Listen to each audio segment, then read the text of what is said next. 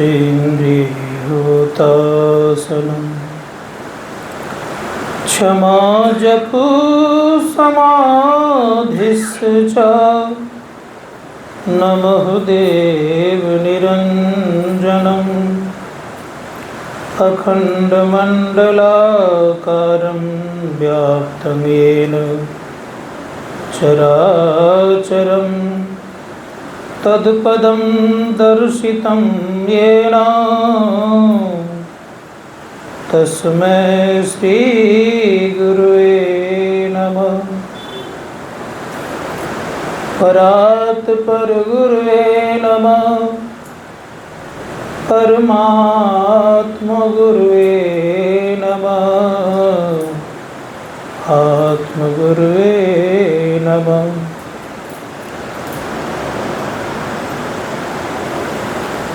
विश्व ब्रह्मांड के नायक सर्वोच्च स्मरणीय सद्गुरुदेव के पावन श्री चरणों में कोटि शरणम। मंचस्थ परम श्रद्धेय स्वामी किशोरानंद जी महाराज,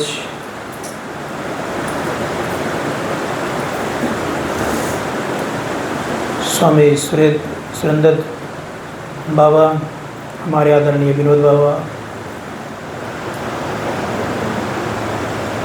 संत मत सत्संग समिति के पदाधिकारीगण, परमादरणीय साधक वृंद, संवेद समादरणीय सज्जन विदालय माताओं का भक्ति।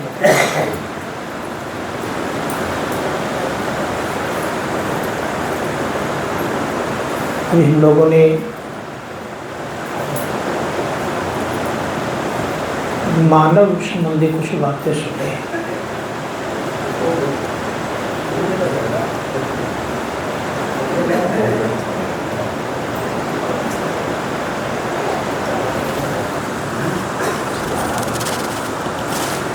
ये शरीर है क्या, इसको जानना चाहिए। इस शरीर से आप 3 जगह जा सकते और 3 तरह की चीज कर सकते हैं आप। प्रबंध सुनिएगा सबको आज।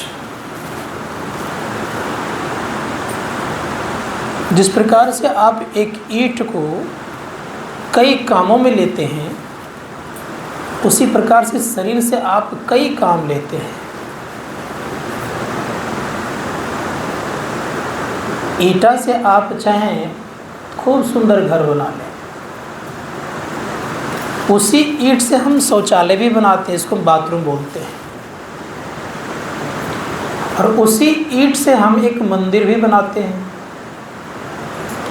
ईंट एक है, काम कितने हो गए? अगर हम संसार के कामों में व्यस्त रहते हैं, संसार कामों को ही सर्वोपरि मानते हैं, तो आप घर बनाते हैं केवल, और लोगों को ठगते हैं और कष्ट पहुंचाते हैं, तो आप समझिए एक प्रकार का शौचालय का घर बनाते हैं।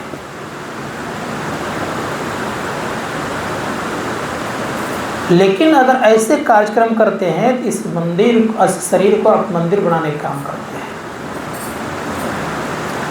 जब अपना खोज लोग करता है, कोई भी जब अपना खोज करने लग जाता है, तो वह इस शरीर को मंदिर बनाने का काम करता है। और जब दुनिया के पीछे पड़ जाता है तो घर बनाने का काम करता है। जब दुनिया के फेरे में उलट पुलट करने लगता है तो वो अपने आप को शौचालय की तरफ ले जाता है। ले जाना किधर है, ये निर्णय आपको करना है। संत महात्मा गण कहते हैं कि मानव जीवन के लिए देवेंद्र भी ललायित है, अर्थात देवता का राजा इंद्र भी ललायित है। आचार्य कौटिल्य ने कहा कि इंद्र पद से सर्वश्रेष्ठ शरीर है मानव का। इंद्र पद से बड़ा है ये मानव का शरीर का। इंद्र पद तो आएगा और जाएगा, क्योंकि इंद्र पद का जो आयु है, जिस प्रकार से भारत के राजा का आयु कितने 5 वर्ष, ये प्रधानमंत्री का उसी प्रकार से उनकी आयु है। कितना आयु है उनकी? तो कहा 30,67,000 वर्ष मात्र इंद्र की आयु होती है उस पद का। उतने दिन तक वो रह सकते हैं। उसके बाद वो इंद्र पद भी बदलता है। लेकिन आप एक काम कर सकते हैं, जब आप इंद्र पद से ऊपर वाला काम कर लीजिएगा तो फिर कभी बदलने वाला नहीं होगा। वो कौन सा काम है? भगवान शिव कहते हैं वो काम कैसा? तो उन्होंने कहा कि समझो पहले दे क्या है। उन्होंने कहा बिंदुनाद महालिंगम शिव शक्ति निकेतनम देहं शिवालयम प्रोक्तम सिद्धम सर्वदेही नाम। कई बिंदु और नाद जो है ये महालिंग है, शिव शक्ति का ये घर है। देखो शिवालय कहा और सभी प्राणियों को इसमें सिद्धि मिलती है। इसीलिए प्रयास क्या करना चाहिए हमें? इस शरीर से सिद्धियां प्राप्त करने के लिए मंदिर वाला काम करना चाहिए। सिद्धि प्राप्त करेंगे तो मंदिर स्वतः बनेगा ही। बनेगा कैसे ये सिद्धि? खूब सुंदर आप मंदिर बना दीजिए और उसमें आप शिवलिंग और जलधरी नहीं डालिए, क्या मंदिर कहलाएगा? वो खूब सुंदर ढांचा बना दिया मंदिर का, देखने में बड़ा सुंदर भव्य लग रहा है, और शिवलिंग और जलधरी ना ढालिए रखिए, क्या वो मंदिर कहलाएगा? प्रश्न का उत्तर आप लोग क्या देंगे कि नहीं वो कहलाएगा। उसी प्रकार से याद रखिएगा कि जब तक लोग बिंदु और नाद की उपासना नहीं करेगा तब तक उनका यह शरीर शिवालय नहीं हो सकता, मंदिर नहीं हो सकता। इसीलिए संतों ने कहा कि बिंदु नाद का उपासना करने वाले व्यक्ति का ही ये शरीर शिवालय बनता है, अन्यथा संभव नहीं। तो बिंदु नाद क्या, कैसे किया जाए? तो आप देखते होंगे कि बिंदु नाद की पूजा करने के लिए जब कोई व्यक्ति जाते हैं तो पहले लोग क्या करते हैं? दूर से करते आते हैं, हर हर महादेव ओम नमः शिवाय बोलते जाते हैं। उसी प्रकार संत महात्मा गण कहते हैं कि तुम पहले एक नाम का जप जपो। कौन सा जप जपो? तो कहा गुरु मंत्र का जाप करो। गुरु मंत्र का जाप सबसे नहीं हो पाता है। कारण क्या है कि जब हमारी वृत्ति शतगुणीमय होती है तो ये जप करने में सक्षम होता है, और जब वही मन हमारा तमोगुणी की तरफ चला जाता है तो आलस्य आता है, नींद आने लग जाता है। वही मन जब हमारे रजोगुण की तरफ जाता है तो गुणावन होता है। तो रजोगुण, तमोगुण और सत्वगुण क्या है? का मध्य में जब विचार होता है, अर्थात मध्य नाड़ी में जब स्थिरता आती है तो जब ध्यान करता है। बाएं तरफ जब आता है तो आलस्य और प्रमाद में चला जाता है, और वही दाएं तरफ जाता है तो गुणावन इत्यादि होता है। अब थोड़ा सा और समझा जाए इसको। ईड़ा नाड़ी के तरफ अगर हमारा वृत्ति बनी रहती है, हमारी वृत्ति बनी रहती है तो आलस्य और गुणावन की तरफ जाना स्वाभाविक है। पीला नाड़ी सूर्य नाड़ी कहा जाता है, का उधर अगर मेरा मन बना रहता है तो अधिकांशतः लोग क्या करते हैं? तो गर्म नाड़ी है, नींद तो नहीं आएगी। श्वास पर भी थोड़ा ध्यान दीजिए। कभी कभी जब हम बायां करवट सोते हैं तो दायां श्वास चलता है, नींद जल्दी नहीं आती है। वही दायां करवट सोएंगे, बायां श्वास चलना शुरू होगा तो नींद आती है। दूसरा उदाहरण देख लीजिए आप, भयंकर गर्मी हो, छटपट करते रहेंगे, नींद नहीं आएगी। थोड़ा सा मंद मंद ठंडा हवा बहने लग जाए फिर आपको नींद आ जाएगी। तो स्थिति जो शरीर की है वही स्थिति साधना की भी है। इसे संत महात्मा गण कहते हैं कि बायां करवट सोए आप तो दायां स्वर चला, और दायां करवट सोए आप तो बायां स्वर चला। तो बायां स्वर चलने से आपको नींद आती है। इसीलिए संत महात्मा गण कहते हैं कि दायां करवट सोए तो बायां चला, अब बायां चले तो दायां चला। इसका परिणाम क्या हुआ?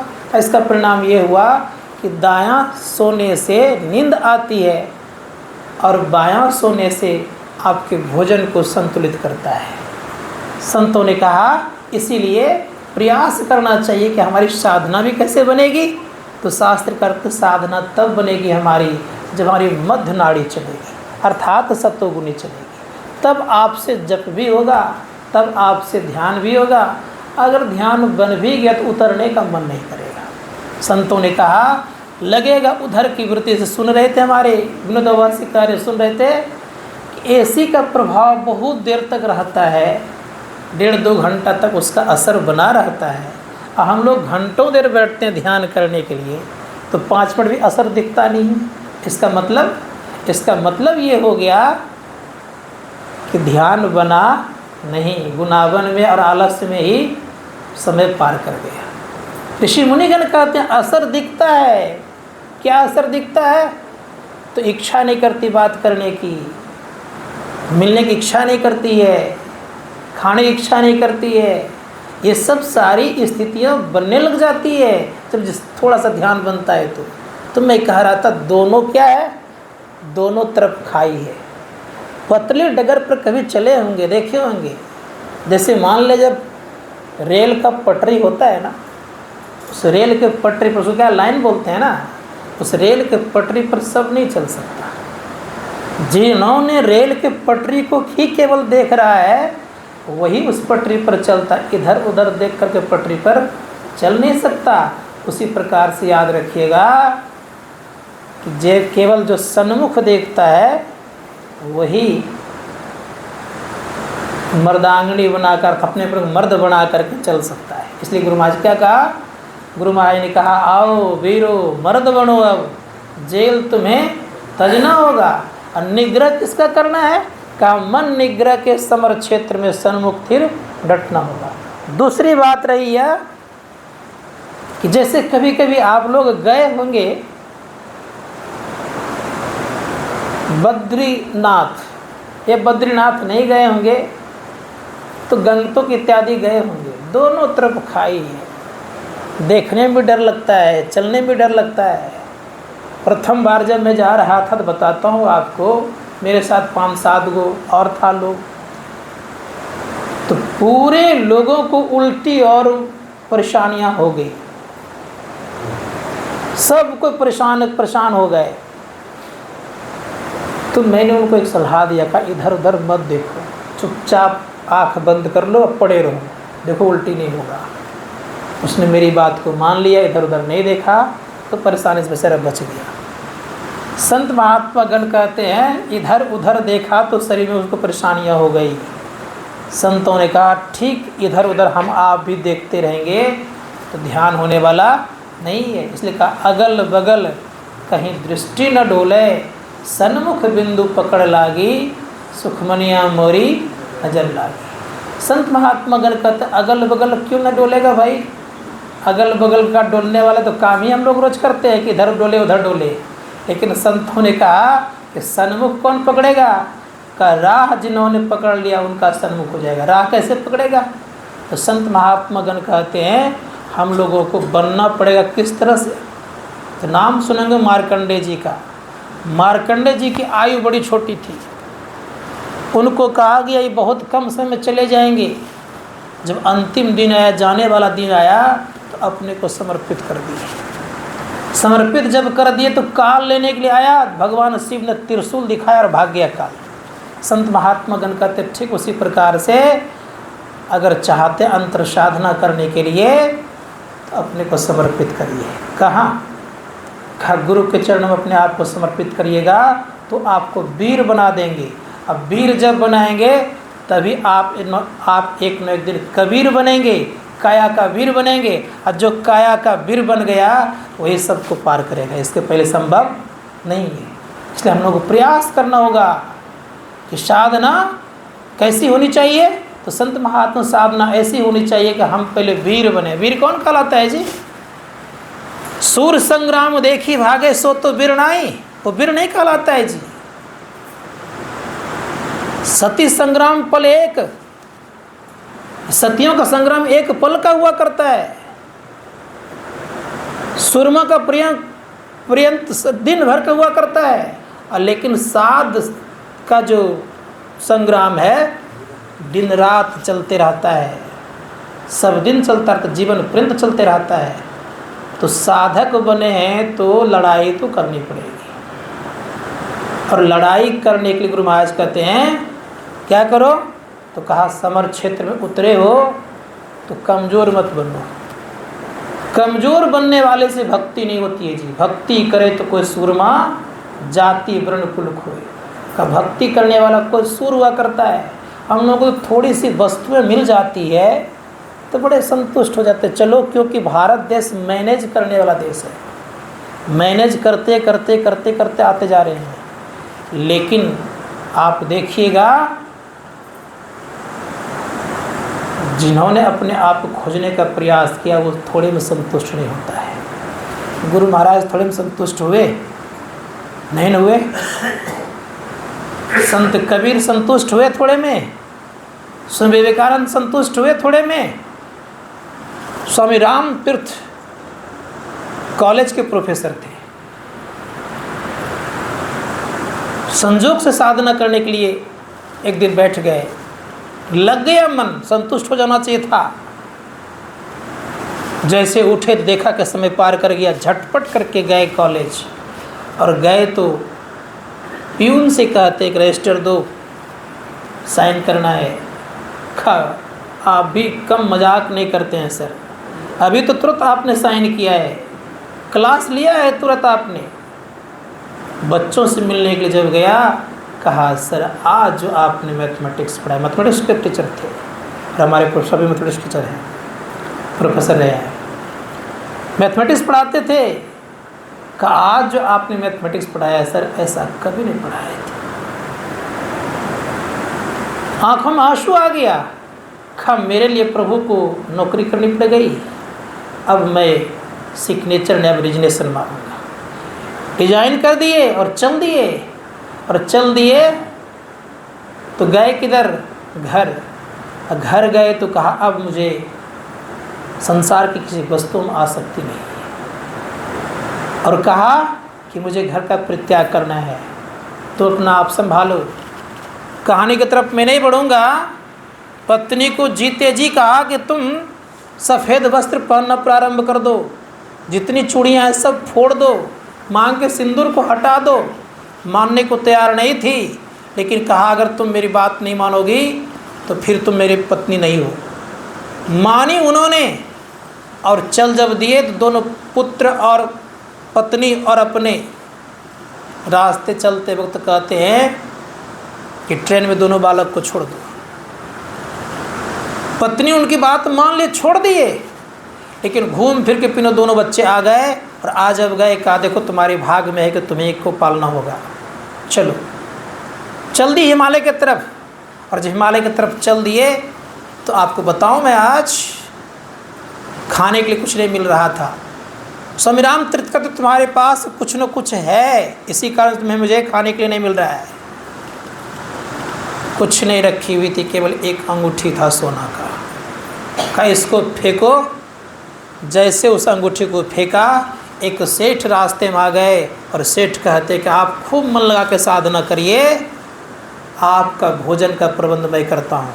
और उनके साथ कई लोग लग गए, और इतनी सेवा हुई कि उन्होंने अपना तो कल्याण किया ही, जगत का भी कल्याण कर दिया। संत महात्मागण कहते हैं, इसलिए कहा जैसी लौ पहले लगी ऐसी निमहे कुछ और, तो अपने तन कौन कहे तारे पुरुष करोड़ों।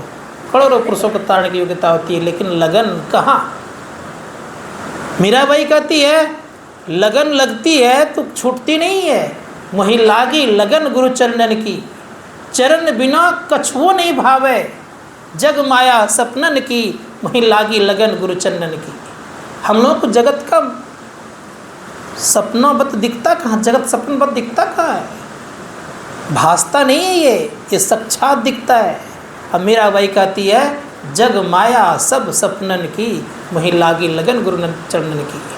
चरण लगने पर ही संसार सपनवत दिखना चाहिए, और चरण लगने पर संसार सपनवत नहीं दिख रहा है। इसका मतलब ये है कि लगन लगी नहीं है। अगर लगन लग जाएगी तो प्रत्येक वस्तु आपको ले काटने के लिए दौड़ रहा है, प्रत्येक वस्तु से आप दूर हटने लग जाएंगे। लगन लगने पर जानते हैं स्वामी रामकृष्ण परमहंस जी महाराज के बिछावन पर सिक्के रख दिए थे। सुबह देखते तो उनके शरीर में बड़े बड़े फफोले हो गए थे। परीक्षा ले रहे थे कि देखें आसक्ति है कि नहीं पैसे से। सुबह देखते बड़े बड़े फफोले पीठ में हो गए। तो रामकृष्ण परमहंस जी महाराज कहते हैं, नरेंद्र, मुझे ये सब बहुत पीड़ा देता है, इसलिए हम मुझसे दूर रखो। तब रामकृष्ण परमहंस जी महाराज को जब काली माँ का दर्शन होता था तो भावावेश में आकर के माँ काली को अपने हाथ से खिलाते थे, साक्षात खिलाते थे। और जब सो जाते थे, भक्त कभी कभी सवेरे सवेरे आए थे तो कहते कि ठाकुर अभी तक उठे नहीं है। कहा माँ उठेगी, उठाएगी तब न उठूँगा। माँ ही नहीं उठी है। रामकृष्ण परमहंस जी महाराज को स्वतः माँ काली उठाती थी, उठते थे, खाने के लिए आदेश करती थी कि खाओ, तब कृष्ण खाते थे। इतनी ऊंचाई को प्राप्त कर चुके थे, लेकिन एक गुरु बिना काम अधूरा पड़ा हुआ था। तोतापुरी आया, और तोतापुरी जब आया तो तोतापुरी टहल रहे थे नदी किनारे में, गंगा किनारे में। कहा कि गदाधर तुम मुझसे दीक्षा ले लो। कहा आपसे दीक्षा लेकर मैं क्या करूँगा, मैं तो खुद काली का भक्त हूँ और काली माँ मुझे साक्षात दर्शन देती है। कहा एक बार जाके पूछ के तो आओ। तो पहले पूछने के लिए जब गए तो कहा तुम्हारे लिए बुलाया हूँ। कहा माँ तुम्हारा दर्शन करता हूँ, अब गुरु की आवश्यकता है। कहा पुत्र जिस रूप में तुम मुझे देख रहे हो यही मेरा वास्तविक रूप नहीं है, इससे भी और ऊंचा है। रामकृष्ण परमहंस जी महाराज ने उसमें उनसे दीक्षा लिए, और दीक्षा लेने के बाद ध्यान जब करते थे, पुस्तक में लिखा हुआ है, ध्यान जब करते थे तो काली आ जाती थी। तोतापुरी कहते हैं कि काट दो उसको। रामकृष्ण परमहंस जी महाराज को हिम्मत नहीं होता था। देखा एक दिन ध्यान कराने लगे सामने में, ध्यान करने जब लगे तो काली माँ उनके मन मस्तिष्क में आ गया। जैसे आया समझ गए रामकृष्ण परमहंस जी महाराज के विषय में कि इनको काली माँ आ गया। तोतापुरी ने कांच का टुकड़ा उठाया और कस के भोंक दिया, और जैसे कस के भोंका काली हटी, वृत्ति जुटी, 3 दिन की समाधि लग गई। संत महात्मा गण कहते हैं, और समाधि जब लगी तब जो ज्ञान हुआ वह ज्ञान तब नरेंद्र को दिया गया। संत महात्मा गण कहते हैं कि हम लोगों को भी चाहिए कि अंदर जब साधना हम करेंगे तो साधना का करंट बहुत देर तक रहना चाहिए। साधना का करंट नहीं रह रहा है, इसका मतलब लग रहा है कि गुनावन में और आलस में हमारा जीवन पार हो रहा है। स्थिति बनी रहनी चाहिए, लौ लगी रहनी चाहिए, और जब लौ लगी रहेगी तो ये मंदिर आपका शरीर स्वतः हो जाएगा। हमारे गुरु महाराज की जब वो स्थिति हो गई थी तो गुरु महाराज को सांझ भोर दिन रैन कुछ भी पता नहीं चलता था। बाहर जड़वत रहते थे, अंतर चेतनमय रहते थे। और स्थिति क्या होती थी, सूरज उगा है दिन में, दिन तो दिन है ही, रात में भी का तो सूरज उगा हुआ है। कौन सूरज था? रोज हम लोग गाते कोठ भान छवि तेज उजाली, अलख फार लखी लाग लगी जे। वह सूरज, इस सूरज में तो करोड़ों सूरज की रोशनी नहीं है, उस पर करोड़ों सूरजों की रोशनी है। संत महात्मा गण कहते हैं अगर वह रोशनी दिख जाएगा तो ये संसार फीका लगने लग जाएगा, संतों ने कहा। इसलिए प्रयास करना चाहिए हम लोगों को कि हम अंतर साधना करें। मार्ग भले ही पतला है, मार्ग भले ही बहुत बारीक है और छुरस्य धारा की तरह है, लेकिन याद रखिएगा छुरस्य की धारा की तरह तो मार्ग है अवश्य, लेकिन चलने के बाद पैर नहीं कटता है, चलने के बाद खून नहीं जाता है, रक्त नहीं बहता है, और परेशानियां नहीं, सुख लगने लग जाता है। इसीलिए संत महात्मा गण कहते चल कर को देखिए, चलेंगे तो क्या होगा। तो परम पूज्य गुरुदेव कहते हैं चलत पंथ सुख होत महाय। उनको अपार सुख मिलता है। संसार के सुखों में जो थोड़ी सी स्थिति बनी हुई है, किस प्रकार की, जैसे एक मुसाफिर भागते भागते एक हाथी रपेट रहा था, तो बेचारे खाई में गिर गए। तो खाई में नीचे सर्प था, ऊपर में बाघ पड़ा हुआ था, डाल पकड़ के बेचारे पड़े हुए थे। ना बाघ जा रहा है और ना नाग उधर जा रहा है, करता कि दोनों तरफ काल ही काल है। तो बेचारे भूल गए कब, ऊपर में एक मधुमक्खी का छत्ता लगा हुआ था, उससे एकाध बूंद कभी कभी शहद टपक जाता था, उसी को पी करके मदमस्त हो जाता था, काल को भूल जाता था, ऊपर बाघ को भूल जाता था। संत महात्मा गण का तो उसी प्रकार से थोड़ा सा विषय का सुख मिलता है, भूले रहते हैं। यद्यपि संत कबीर साहब ने कहा, कबीरा गर्व न कीजिए, काल गहे कर केस, ना जाने कि तुम्हारी क्या घर प्रदेश। हम लोग को काल चोटी पकड़े हुए हैं, फिर भी भूले हुए हैं, कब कहाँ मार दे कहना मुश्किल है, इसका तो यत्न और प्रयत्न कीजिए।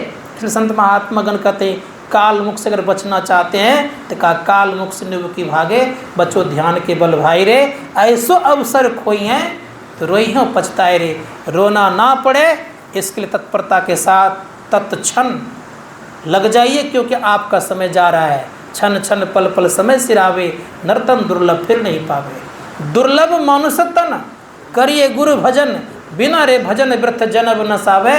फिर कहते हैं, दिन बीतत जावे, आयु खुटावे, भजो भजो प्रभु नाम। परिजन धन सारा, सुतवित दारा, नहीं आवे कोई काम, निज तन छुटी जावे, काम न आवे, यह जग दुख का धाम। सब विषय पसारा, भव की जारा, यह में नाही आराम।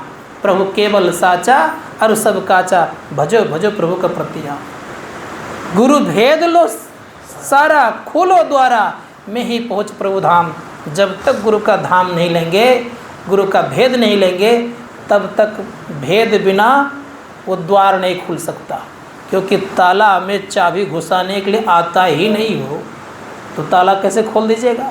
फिर संत महात्मा गण कहते हैं, गुरु भेद लो सारा, खुलो द्वारा, में ही पहुँच प्रभु धाम।